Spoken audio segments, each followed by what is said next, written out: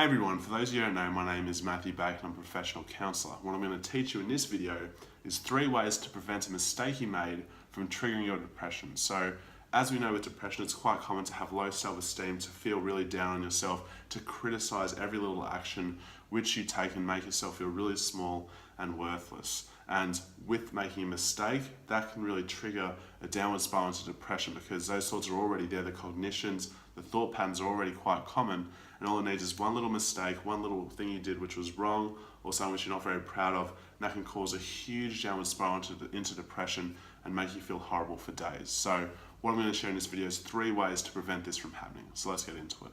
So the first thing you need to do is to remind yourself that you are human, and as a human being, you are not perfect. No human being is perfect. Everyone makes mistakes independently of how smart they are, how great they are, how confident, how happy they are, whatever it is. Everyone makes mistakes. Everyone does things they wish they didn't do. Everyone does certain things to not the standard which they wish they had done it. We are imperfect human beings, and we have to be forgiving to ourselves. We have to remind ourselves that, hey, even if we're doing well sometimes, we're going to have slip-ups, we're going to fall down, but it's not the actual falling down which is a problem. We have to learn how to pick ourselves back up. And you are not going to be able to pick yourself back up very well if you have this huge, unbelievable standard of yourself to never make a mistake, because again, this is an impossible standard which we can't make. So, remind yourself, you are a human being and no human being is perfect. So to expect yourself to never make a mistake is unrealistic and you're setting yourself up for a fall. So just remind yourself of that. The second thing you need to do is to ask yourself, how will this really affect my big picture? So what I mean by that is, how will this mistake really impact the course of your life over the next week, over the next month, the year, the next 10 years? How big is the mistake?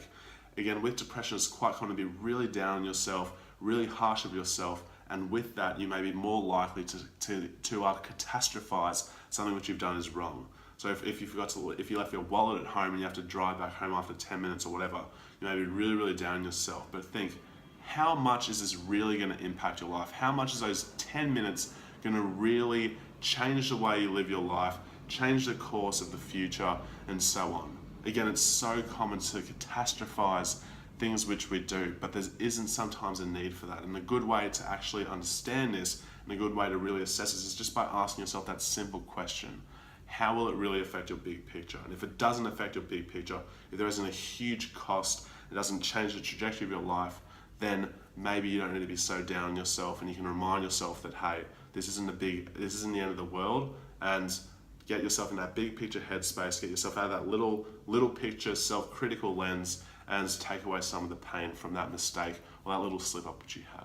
And the third thing to do is to learn from it. So being critical of yourself can actually be quite helpful. If you do something which wasn't really aligned with who you are, if you did something which you're not very proud of, if you didn't meet an expectation or stand which you want to be there, then it's good actually to be critical and identify, what can I do better next time? What would I like to change, and so on.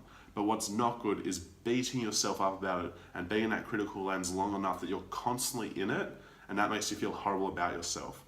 Instead, get into that critical lens without the emotion of self-hatred and being really angry on yourself and really negative and putting yourself down. Just get into that critical lens and try to be objective as possible. Think, all right, I want to do these things better next time. Next time this situation occurs, I'm going to do it better and improve, hopefully. And then once you've got to that point, once you've learned what to do better next time, switch out of that critical lens and into an accepting one where it's like, okay, it's happened. There isn't much I can do about it now. I've learned what I can from it. I'll implement those things better next time. And then now I'm just going to take a step back and just accept what has happened and not beat myself up anymore. The critical lens is only good to learn what you can do better next time. It is not good to have all the emotion tied into it as well, and then to be really, really down on yourself and push yourself down, and that will squash you from ever even trying again. As opposed to just sort of understanding through that critical lens, okay, I want to do this and this better next time, being objective with it, stepping into the accepting lens, and then moving forward. It's a good thing as well to recognize that as we are imperfect human beings, we are always going to make mistakes, we're always going to make slip-ups and do things which aren't aligned with who we are just because it's in our nature. It's good to really have this learning sort of frame with things, as there is no mistake which is just completely a waste of time and there's nothing at all of value in it. Every little thing you do which is a failure in your eyes, anything you do which isn't aligned with who you are, mistakes, trip-ups, whatever it is, there's always a lesson to be learned in it. And if you have that mindset, then it can actually be valuable having that experience happen, as opposed to you thinking, oh, this is the worst thing ever and this should never happen again. No, there's actually a learning potential in it. There's actually a growing potential from it. So remember that next time you have a slip up. So there you have it. Those are the 3 ways to prevent a mistake from triggering your depression. I really hope you found this helpful, and I'll be sure to see you in the next video. Thanks for watching.